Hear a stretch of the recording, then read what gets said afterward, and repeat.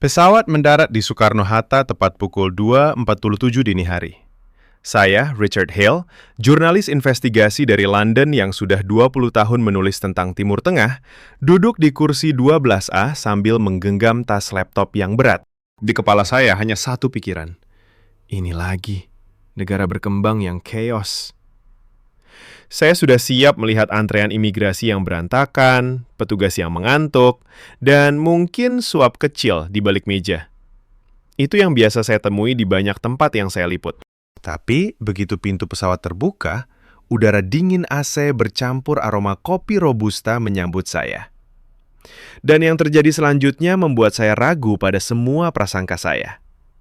Antrean imigrasi panjang, mungkin 300 orang. Tapi gerakannya seperti ban berjalan pabrik. Tidak ada teriakan, tidak ada dorong-mendorong. Setiap orang berdiri rapi di belakang garis kuning yang dicetak jelas di lantai. Saya melirik jam tangan. 8 menit kemudian, saya sudah di depan booth. Petugas berpakaian rapi, mata segar, tersenyum tipis. "Paspornya Pak Richard," katanya tanpa saya bicara dulu. Saya kaget. Bagaimana dia tahu nama saya? Dia mengetik cepat, cap stempel jatuh dengan suara halus, lalu mengembalikan paspor sambil berkata pelan, "Selamat datang di Indonesia. Semoga liputan Anda tentang peta operasi Israel ke Iran membawa manfaat bagi perdamaian." Saya membeku di tempat. Tas saya belum lagi diambil, tapi sudah ada orang yang tahu tujuan saya ke sini. Berita yang belum saya publikasikan. Dokumen yang masih saya simpan di cloud terenkripsi. Saya hanya mengangguk kaku dan berjalan ke belt bagasi. Di sana, tas hitam saya sudah muncul di urutan ke-20. Tidak ada kerusakan, tidak ada tanda dibuka paksa. Seorang petugas keamanan bandara mendekat, membantu mengangkatnya ke troli. "Hati-hati di jalan, Pak. Jakarta malam ini ramai, tapi tertib," ujarnya sebelum pergi. Saya dorong troli keluar pintu kedatangan. Udara malam Jakarta terasa lembab, tapi tidak pengap seperti yang saya bayangkan. Taksi Bluebird berbaris rapi di luar. Sopir pertama yang mendekat membuka bagasi tanpa diminta, memasukkan tas saya dengan hati-hati. "Kemana, Pak?" tanyanya sopan. Saya sebut nama hotel di kawasan Sudirman. Dia mengangguk, menyalakan argo, dan langsung melaju. Tidak ada tawar-menawar harga. Tidak ada omongan basa-basi yang bertele-tele. Di dalam mobil, AC menyala pas. Radio memutar berita pelan. Saya mendengar pembawa acara membahas peta operasi rahasia Israel yang bocor. Dengan nada tenang, bukan histeris. Sopir melirik spion. "Anda jurnalis Inggris ya, Pak? Berita itu memang sedang panas. Tapi di sini kami lebih sibuk jaga harga BBM supaya tidak naik gila-gilaan." Saya terkejut lagi. Dia bicara geopolitik seperti orang yang biasa membaca laporan intelijen, bukan sopir taksi biasa. Jalan tol dari bandara ke pusat kota kosong tapi terang. Lampu LED menyala sempurna di setiap tiang. Tidak ada lubang di aspal. Saya lihat jam. 3.25. Dalam waktu kurang dari 40 menit, mobil sudah masuk kawasan SCBD. Hotel Bintang 5 menyambut dengan pintu otomatis yang terbuka halus. Resepsionis, seorang perempuan muda berhijab rapi, sudah menyiapkan kunci kamar. "Kami tahu penerbangan Anda delay 12 menit di Doha, jadi kami siapkan late check-in. Sarapan mulai pukul 5, Pak Richard." Saya naik ke kamar di lantai 18. Jendela menghadap ke arah Monas yang samar di kejauhan. Kota ini tidur, tapi tidak mati. Lampu-lampu gedung perkantoran masih menyala di beberapa lantai. Saya duduk di tepi ranjang, membuka laptop dan mencoba mencari tahu bagaimana petugas imigrasi tahu nama dan tujuan saya. Tidak ada jawaban yang masuk akal. Hanya satu hal yang jelas. Indonesia yang saya kira penuh kekacauan dalam 90 menit pertama sudah membalik semua ekspektasi saya. Pagi harinya saya turun ke lobi dengan mata masih berat. Kopi tubruk panas sudah menanti di meja. Saya buka ponsel. Berita dunia masih ramai soal peta Israel yang konon menargetkan fasilitas nuklir Iran. Saya datang ke sini untuk mencari sudut pandang negara Muslim terbesar dunia. Tapi yang saya dapatkan di beberapa jam pertama adalah sebuah negara yang bergerak dengan presisi yang jarang saya lihat bahkan di Eropa. Saya belum tahu bahwa ini baru permulaan. Belum tahu bahwa dalam beberapa hari ke depan, saya akan melihat sesuatu yang jauh lebih dalam dari sekedar efisiensi bandara. Pagi itu pukul 6.15, saya sudah duduk di dalam taksi yang sama dengan semalam. Sopirnya, Pak Budi, ternyata menginap di asrama sopir dekat hotel, karena tahu saya akan butuh antar jemput pagi-pagi. Biasa Pak Richard, kalau tamu penting kami siapkan. Katanya sambil menyerahkan termos kecil berisi kopi hitam pekat. Saya belum sempat bertanya bagaimana dia tahu saya suka kopi tanpa gula. Mobil meluncur pelan di Jalan Sudirman yang sudah mulai ramai. Jam sibuk, tapi tidak ada klakson membabi buta. Setiap pengendara motor memberikan isyarat tangan sebelum pindah jalur. Lampu lalu lintas sinkron sempurna. Tidak ada yang berkedip kuning seenaknya. Pak Budi, pria sekitar 50 tahun dengan kemeja batik lengan pendek, mengobrol tanpa terasa dipaksa. Berita peta Israel itu sudah beredar sejak 2 hari lalu di grup WhatsApp kami. Ujarnya sambil menyetir dengan satu tangan lain memegang kemudi dengan tenang. Israel targetkan Natanz dan Fordow katanya. Tapi yang bikin khawatir itu bukan bomnya, tapi kalau harga minyak naik sampai 30%. Kami di sini langsung hitung ulang rute distribusi BBM dari Pertamina. Saya menoleh, heran. Supir taksi biasa bicara soal fasilitas nuklir Iran, seolah membahas cuaca. Kamu ikut pantau berita internasional? Tanya saya. Dia tertawa kecil. Bukan ikut-ikutan, Pak. Tiap pagi sebelum ambil order, saya baca ringkasan intelijen terbuka dari app Kementerian Luar Negeri. Gratis, bisa di-play di HP. Supaya kami tahu kalau ada gangguan di Selat Hormuz, kami harus siap stok cadangan di depo Pelumpang. Mobil berhenti di lampu merah depan Bundaran HI. Di sebelah kiri, seorang ibu-ibu naik motor sambil mengantar anak sekolah pakai helm standar. Tidak ada yang melanggar. Saya ingat di London, jam segini pasti sudah ada yang membunyikan klakson panjang. Kami melewati kawasan Tamrin. Di trotoar, petugas kebersihan berseragam oranye sedang menyapu daun kering dengan sapu lidi yang rapi. Mereka bekerja berpasangan. Satu menyapu, satu mengumpulkan ke kereta dorong elektrik. Tidak ada sampah berserakan meski tadi malam hujan deras. Pak Budi melanjutkan. Dulu, tahun 2012, waktu sanksi Iran ketat, kami juga kena imbas.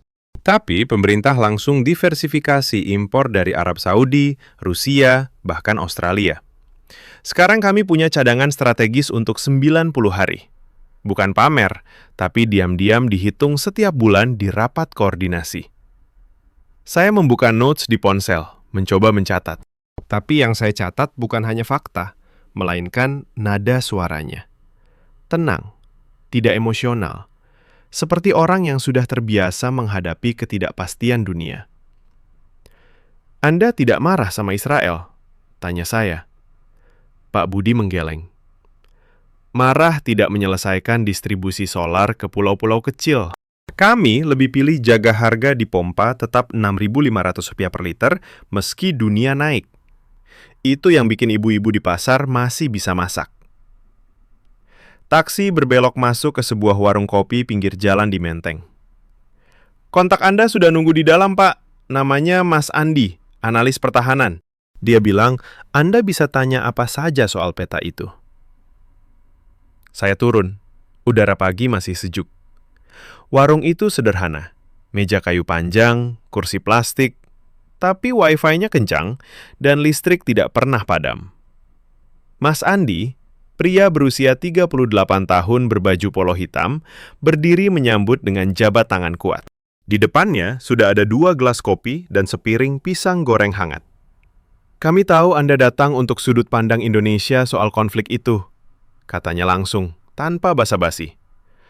Peta yang bocor itu memang detail, tapi yang lebih penting, bagaimana negara-negara seperti kami merespons tanpa ikut perang.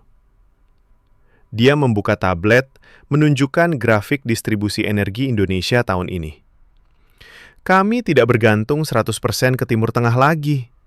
kilang baru di Tuban dan Balikpapan sudah operasional full. Kalau Selat Hormuz ditutup, kami masih bisa bertahan 120 hari dengan cadangan dan rerouting kapal. Saya mendengarkan sambil mengamati sekitar. Di warung sebelah, seorang polisi lalu lintas sedang minum es teh, ngobrol santai dengan tukang parkir. Tidak ada suara keras, tidak ada drama. Hanya kehidupan biasa yang berjalan di tengah berita dunia yang panas. Mas Andi tersenyum tipis. Anda kaget ya, Pak? Banyak jurnalis barat datang dengan bayangan Indonesia cuma demo-demo dan medsos. Padahal, kami lebih sibuk menjaga agar 280 juta orang tetap makan, sekolah, dan listrik nyala. Saya mengangguk pelan. Dalam 2 jam pertama hari ini, prasangka saya sudah retak di 2 tempat. Bandara dan jalan raya. Sopir taksi yang paham geopolitik. Analis yang bicara data bukan emosi. Kota yang bergerak tanpa kegaduhan. Saya belum tahu bahwa sore nanti, di Pelabuhan Tanjung Priuk, saya akan melihat sesuatu yang membuat saya benar-benar mempertanyakan segala yang saya tulis selama ini tentang negara berkembang. Tapi untuk saat ini, saya hanya bisa menyesap kopi tubruk yang pahit dan hangat. Sambil berpikir, mungkin Indonesia bukan sekedar penonton dalam drama Israel-Iran. Mungkin mereka punya skrip sendiri yang tidak pernah saya baca. Pertemuan itu berlangsung di lantai 22 sebuah gedung perkantoran di kawasan SCBD, tepat pukul 9.45. Lift naik tanpa suara. Pintu terbuka langsung ke ruang rapat yang jendelanya menghadap ke arah selatan Jakarta. Udara dingin AC 24 derajat. Meja kayu jati panjang sudah tertata dengan botol air mineral dan catatan kecil berlogo Kementerian Luar Negeri. Mas Andi memperkenalkan saya pada Bu Rina, analis senior yang baru saja kembali dari tugas di Jenewa. Beliau berusia sekitar 45 tahun, berhijab segi 4 warna navy, dan bicaranya pelan tapi tajam. Pak Richard, kami tidak akan beri briefing resmi yang bertele-tele, kata Bu Rina sambil membuka laptop tipis. Anda datang karena peta operasi Israel yang bocor itu. Mari kita bahas apa yang sebenarnya terjadi. Dia tekan tombol. Layar proyektor menyala. Bukan gambar dramatis bom atau rudal, tapi peta laut dengan garis-garis jalur perdagangan minyak. Ini yang lebih relevan bagi kami. Kalau konflik eskalasi, Selat Hormuz bisa terganggu. Indonesia impor 40% crude oil dari sana. Tapi lihat ini. Dia zoom ke grafik real time. Hari ini, pukul 8 Wasat Ombergan, harga Brent naik 8,4%. Di Jakarta, Pertamina sudah aktifkan protokol cadangan. Truk-truk tangki di Pelumpang mulai isi ulang sejak subuh. Tidak ada antrean panik di pompa. Semua terkoordinasi lewat aplikasi terpusat. Saya mendekat, memperhatikan detailnya. Layar menunjukkan peta digital Indonesia dengan titik-titik depo berwarna hijau berkedip. Artinya, stok aman. Bu Rina melanjutkan. Kami tidak bergantung satu pintu. Kapal dari Rusia sudah sandar di Cilacap kemarin malam pukul 23.17. Kapal dari Australia dijadwalkan tiba besok siang. Saya bertanya langsung. Tapi bagaimana dengan opini publik? Negara Muslim terbesar pasti ada tekanan demonstrasi anti-Israel. Bu Rina tersenyum tipis. Tidak defensif. Ada yang demo kemarin di depan Kedubes, sekitar 800 orang. Tertib, bubar pukul 16.30. Polisi hanya standby, tidak ada gas air mata. Karena masyarakat kami tahu, marah boleh, tapi listrik dan BBM harus tetap nyala. Pagi ini, ibu-ibu di Pasar Tanah Abang masih tawar-menawar seperti biasa. Harga beras naik cuma Rp500 per kilo.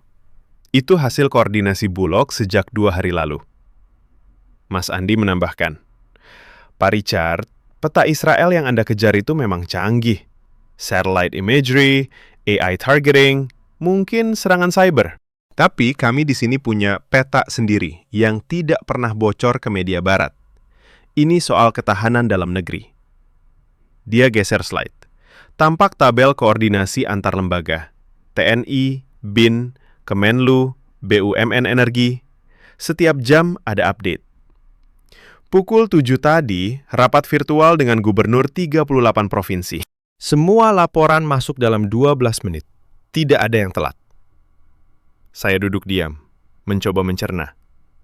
Di London, kalau harga bensin naik 10% saja, koran sudah penuh headline chaos. Di sini, di ruangan ini, mereka bicara seperti tim manajemen krisis perusahaan multinasional. Saya lihat jam dinding. 10.27. Hanya dalam 40 menit, saya sudah dapat data yang lebih lengkap daripada 2 minggu browsing di London.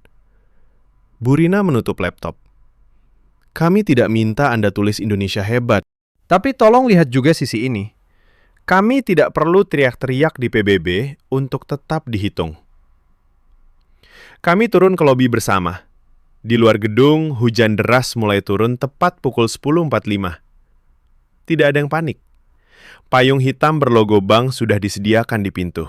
Seorang satpam memanggil ojek online untuk Burina dalam hitungan detik. "Hati-hati Bu, jalanan licin," katanya sambil membantu buka pintu mobil. Saya naik taksi kembali dengan Pak Budi yang sudah menunggu. Di perjalanan ke Tanjung Priuk, saya buka notes lagi. Prasangka saya tentang negara yang hanya bisa demo dan tidak punya strategi mulai retak lebih dalam. Tapi yang benar-benar mengguncang saya terjadi di pelabuhan. Saat mobil memasuki gerbang Tanjung Priuk pukul 11.50, saya lihat deretan kontainer berwarna biru dan merah tersusun rapi, seperti Lego raksasa. Crane bergerak sinkron. Tidak ada suara benturan besi yang keras. Pak Budi menunjuk ke arah dermaga 3. Kapal tanker dari Qatar baru sandar tadi pagi. Proses bongkar muat selesai dalam 5 jam 40 menit. Rekor tercepat bulan ini. Saya turun, memakai rompi safety yang sudah disiapkan. Bau solar bercampur laut menyengat, tapi tidak ada asap hitam. Operator crane, seorang pemuda berusia 28 tahun bernama Andri, menyapa saya dengan helm terpasang rapi. "Ini sistem otomatisasi baru, Pak. AI hitung berat kontainer dalam 3 detik. Tidak perlu manual lagi seperti dulu." Dia tekan tombol di tablet. Crane bergerak mengangkat kontainer seberat 40 ton, seolah mainan. Tidak ada keringat di dahinya. Hanya fokus. Di kantor pelabuhan, saya bertemu manajer operasional yang sedang monitor 12 layar sekaligus. "Hari ini volume naik 18% karena antisipasi krisis. Tapi tidak ada delay, semua kapal keluar masuk sesuai jadwal." Dia tunjuk layar yang menampilkan tracking real-time. "Lihat, kapal Israel pun lewat Selat Malaka kemarin. Kami netral, tapi aman. Tidak ada insiden." Saya berdiri di balkon kantor. Angin laut menerpa wajah. Di bawah sana, ribuan pekerja bergerak seperti semut yang teratur. Tidak ada teriakan marah. Tidak ada demonstrasi kecil. Hanya kerja. Harga minyak dunia sedang guncang, peta perang rahasia tersebar, tapi pelabuhan ini tetap berdenyut stabil. Saya rasakan sesuatu bergeser di dada saya. Prasangka bahwa Indonesia hanya negara besar tapi lemah mulai goyah benar. Sore itu, saat hujan reda, saya kembali ke hotel dengan pikiran yang tidak tenang. Apa yang saya lihat bukan propaganda. Ini operasi sehari-hari yang berjalan meski dunia di luar sedang panas. Dan saya belum tahu bahwa besok, di pasar tradisional, saya akan bertemu dengan sisi manusiawi yang lebih dalam lagi dari ketahanan ini. Malam mulai turun saat saya masih berdiri di balkon kantor pelabuhan Tanjung Priuk.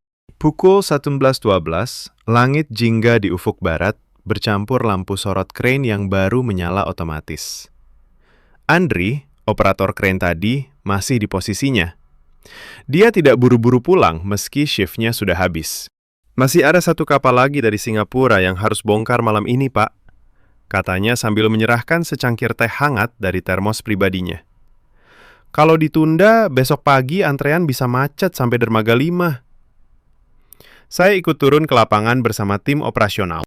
Sepatu safety boot saya menginjak aspal yang licin, tapi tidak becek. Di dermaga 3, kapal tanker MT Ocean Guardian baru merapat pukul 16.48. Proses tambat tali dilakukan dalam 7 menit saja.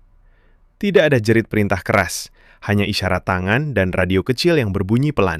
Crane nomor 7 bergerak tepat, mengangkat pipa unloading seberat ton-tonan seolah menari. Saya lihat monitor di ruang kontrol.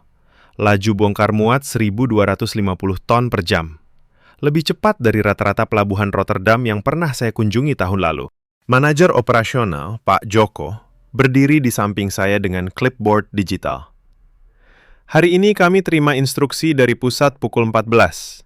Tambah shift malam karena harga Brent naik lagi 4%. Semua pekerja sudah dihubungi via app internal. Tidak ada yang komplain. Mereka tahu ini untuk jaga stok nasional. Di belakangnya, puluhan pekerja berjalan rapi menuju kantin karyawan. Mereka mengenakan seragam biru bersih, helm dipasang benar, tidak ada yang merokok sembarangan di area rawan. Bau solar memang kuat, tapi ventilasi besar di atap gudang membuat udara tetap bisa dihirup. Saya minta izin naik ke kabin crane. Andri mengangguk. Lift kecil naik 28 meter dalam 38 detik. Dari atas, pelabuhan terlihat seperti otak yang hidup. Ribuan lampu LED putih menyala seragam. Kontainer bergerak seperti darah di pembuluh. Dulu tahun 2015, kami butuh 14 jam bongkar satu kapal besar. Cerita Andri sambil memegang joystick. Sekarang 5 jam 20 menit. Sistem TOS baru dari Jepang, tapi di-maintain anak-anak IT lokal di Cikarang. Dia tekan tombol, kontainer nomor 472 turun tepat di truk yang sudah menunggu di bawah. Tidak ada gesekan, tidak ada goyangan berbahaya. Di bawah, saya lihat seorang supir truk tangki sedang mengisi solar cadangan. Dia berhenti sejenak, mengambil wudhu di musola kecil yang bersih di pinggir dermaga. 5 menit kemudian dia sudah kembali ke kemudi.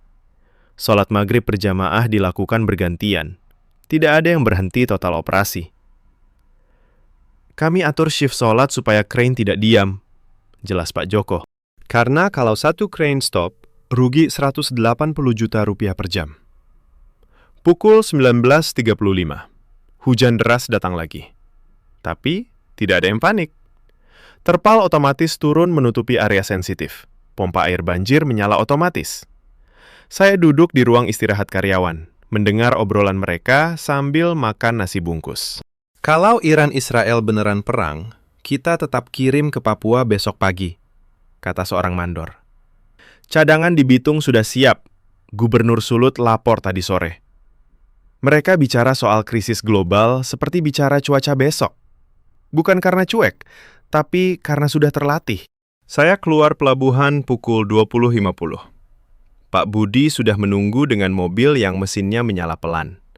AC masih dingin. Ada roti bakar dan air mineral di dashboard. Saya tahu Bapak capek, jadi saya beli makanan ringan, katanya. Di perjalanan pulang, jalan tol masih lancar. Lampu jalan menyala semua.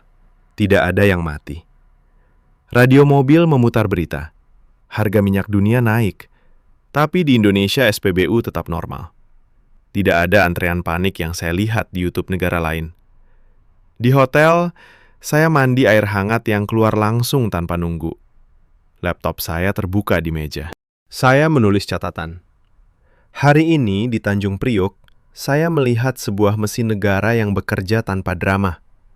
Bukan karena kaya, tapi karena terkoordinasi.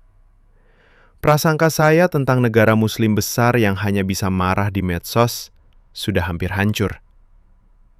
Tapi saya belum selesai. Besok pagi, saya akan ke pasar tradisional di sekitar Tanah Abang dan kantor pemerintah untuk melihat bagaimana rakyat biasa menghadapi kenaikan harga. Apakah ketenangan ini hanya di pelabuhan atau meresap sampai ke ibu-ibu yang belanja sayur? Saya belum tahu jawabannya.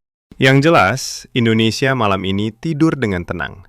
Sementara dunia di luar sana sedang gelisah menunggu bom berikutnya dari peta rahasia Israel. Pagi berikutnya, pukul 05.40, saya sudah berdiri di tengah pasar Tanah Abang yang baru mulai hidup. Udara masih sejuk. Aroma kopi dan gorengan menyeruak dari pinggir jalan.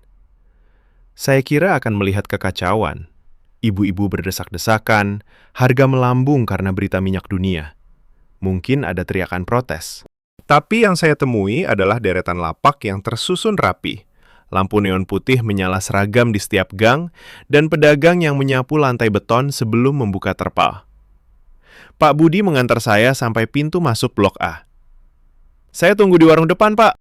Kalau butuh, telepon saja," katanya sebelum pergi. Saya berjalan masuk. Jam 5.55. Antrean di depan kios beras sudah ada 20 orang.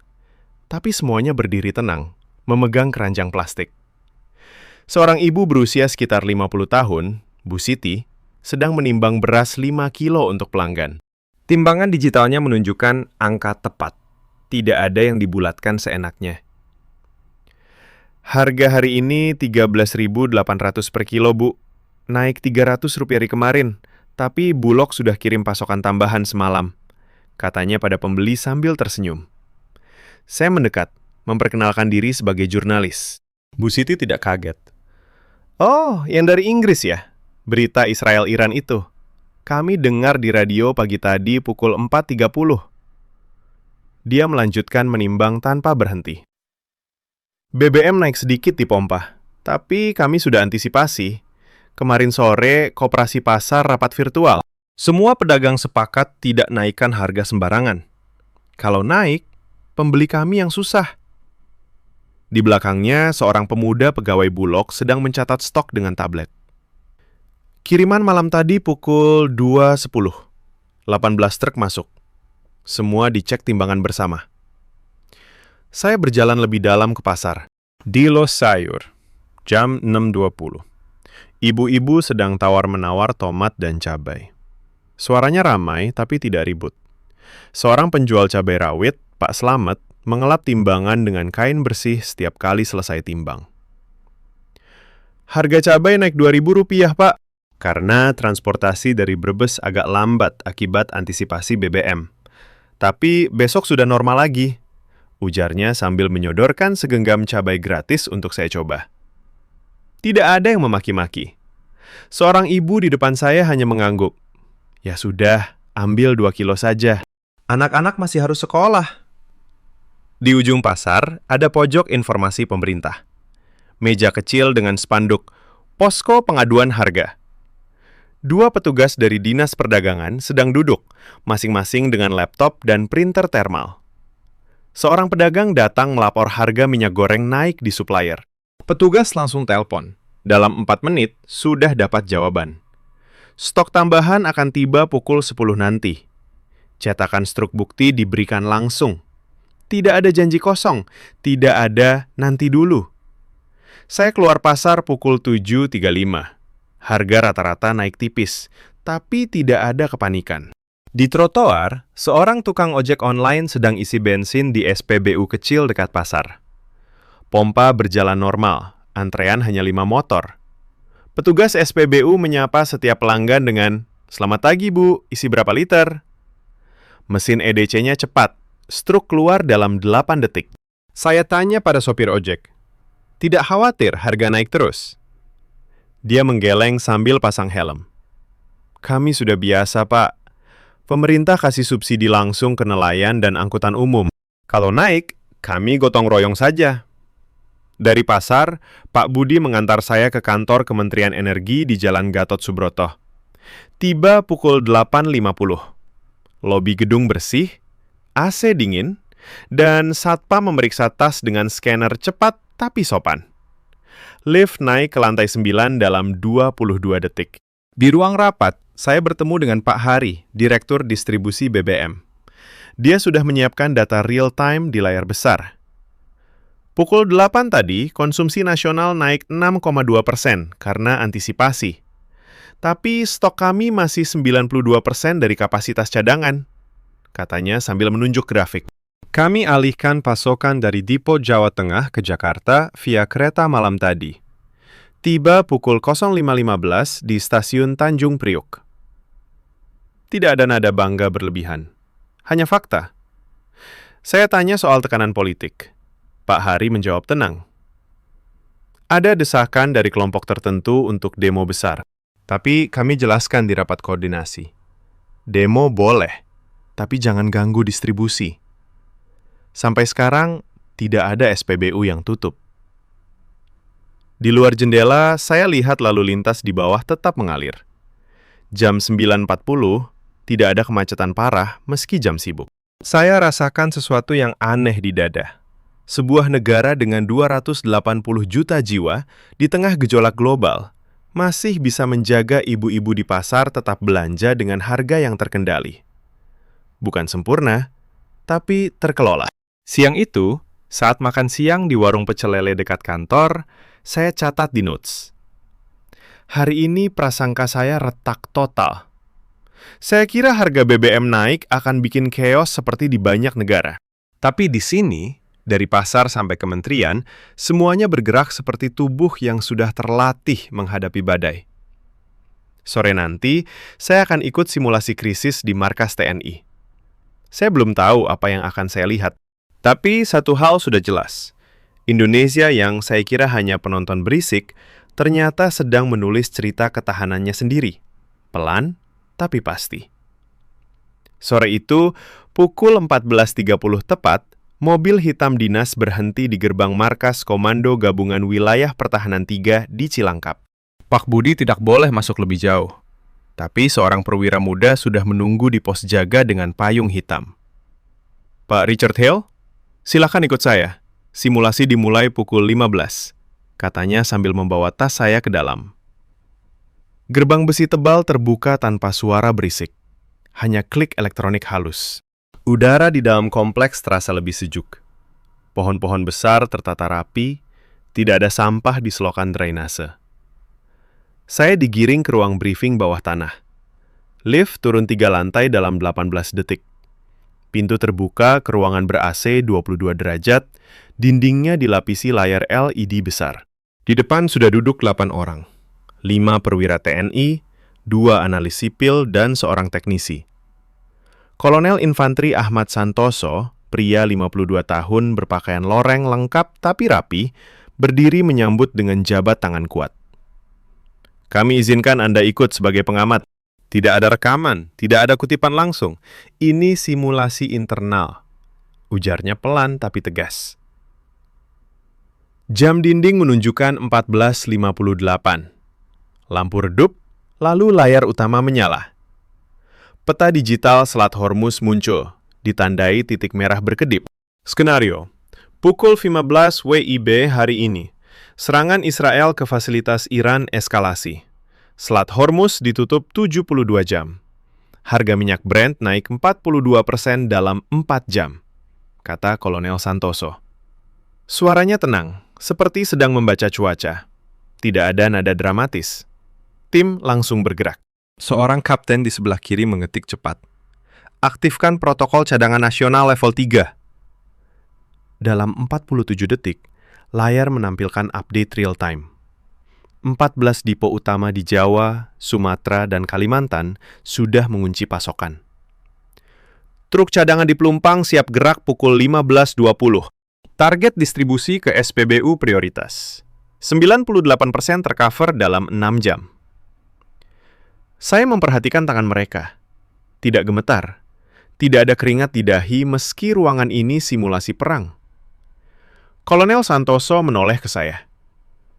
Pak Richard, ini bukan teori. Tahun 2022, kami sudah uji coba skenario serupa saat krisis Ukraina. Hasilnya, kami bisa jaga stok nasional tanpa rasioning selama 108 hari. Dia geser peta ke wilayah Indonesia. Lihat jalur laut alternatif. Dari Australia, via Laut Timor, tiba di Kupang dalam 9 hari. Kapal-kapal kami sudah diposisikan sejak kemarin malam pukul 23. Pukul 15.27, simulasi masuk fase 2. Layar menunjukkan demo hipotetis di Jakarta. Koordinasi dengan Polri. Demo dibatasi di 3 titik saja. Tidak boleh ke pelabuhan atau depo. Lapor seorang mayor. Dalam hitungan menit, skenario banjir informasi medsos muncul. Tim cyber langsung aktif. Blokir hoaks yang picu panik harga. Sebarkan update stok resmi via app Peduli Lindungi dan TikTok pemerintah setiap 30 menit. Saya lihat grafik. Engagement positif naik, bukan amarah. Saya tidak tahan untuk bertanya. Kolonel, kalau ini benar-benar terjadi, Anda tidak khawatir dengan opini umat soal Israel? Kolonel Santoso tersenyum tipis, tidak tersinggung. Kami khawatir, tapi lebih khawatir kalau listrik padam dan anak-anak tidak bisa sekolah. Prioritas kami, 280 juta rakyat tetap makan dan bergerak. Kemarin malam saya rapat dengan ulama besar di Pondok Gontor via Zoom. Mereka paham, jihad bisa dengan menjaga ketahanan dalam negeri. Pukul 16.45, simulasi selesai. Lampu ruangan naik perlahan. Kolonel berdiri, mengajak saya ke ruang makan bawah tanah. Nasi, sayur asam, ikan bakar, dan teh hangat sudah tersaji rapi di meja panjang. Makan dulu, Pak. Kerja perut kosong tidak jelas, katanya. Di sana, perwira-perwira lain duduk santai, melepas loreng luar, tapi obrolan tetap fokus. Seorang letnan bercerita, shift saya kemarin sampai pukul 2 pagi koordinasi dengan BIN soal tracking kapal asing di Natuna. Tidak ada insiden. Saya makan sambil mendengarkan. Tidak ada gembar-gembor kekuatan militer. Hanya cerita Viro. Bagaimana mereka hitung ulang rute kereta logistik agar tidak bergantung truk saat BBM mahal. Bagaimana musola di markas selalu punya jadwal sholat bergantian dengan operasi. Bagaimana istri-istri mereka di rumah sudah biasa tidak bertanya kapan suami pulang karena tahu prioritas negara. Pukul 18.10, saya diantar kembali ke gerbang. Kolonel Santoso ikut turun. Pak Richard, Anda boleh tulis apa yang Anda lihat. Tapi ingat, kami tidak perlu pamer di berita internasional. Kami hanya jaga agar besok pagi, ibu di pasar Tanah Abang masih bisa beli minyak goreng dengan harga wajar. Jabat tangannya lagi kuat, lalu mobil dinas mengantar saya pulang.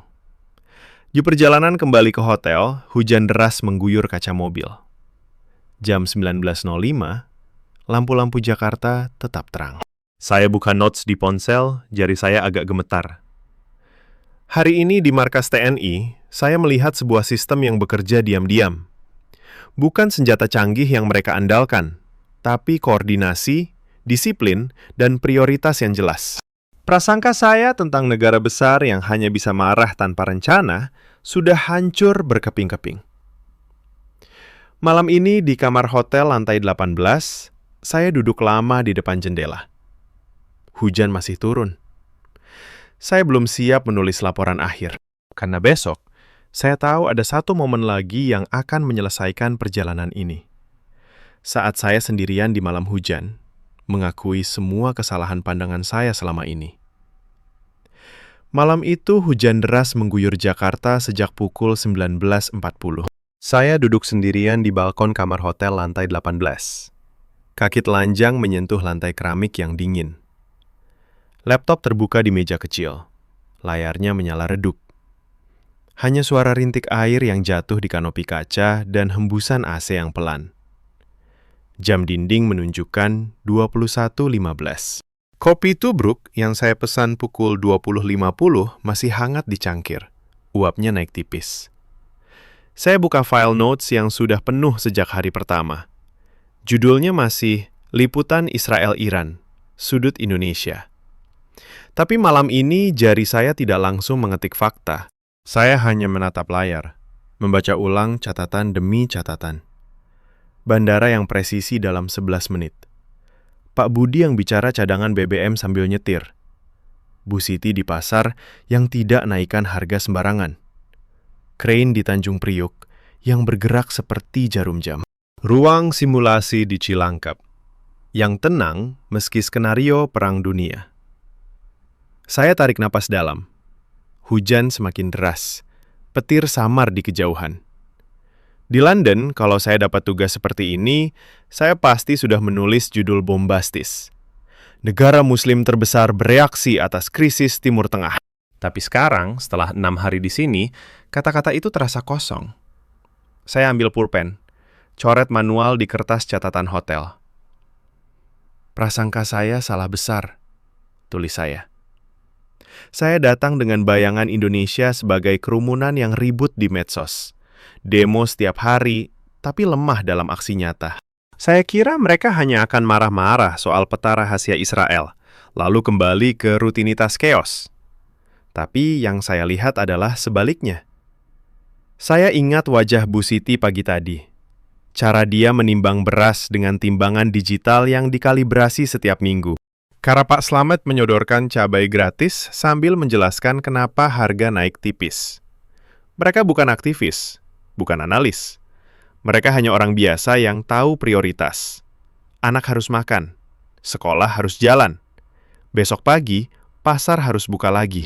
Bukan karena pemerintah sempurna, tapi karena ada kebiasaan kecil yang dilakukan berulang tanpa perlu diumbar. Saya berdiri, berjalan ke kaca jendela.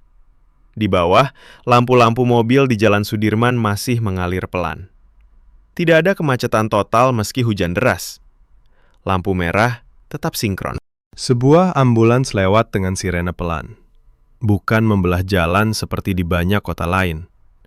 Saya ingat kata Kolonel Santoso sore tadi. Kami jaga agar ibu di pasar masih bisa beli minyak goreng. Bukan kalimat heroik. Hanya kalimat sederhana yang sekarang terasa berat. Saya kembali ke meja, lanjut menulis. Saya salah mengira negara besar harus teriak-teriak di PBB atau kirim pasukan agar dihormati. Indonesia tidak kirim kapal perang ke Hormuz.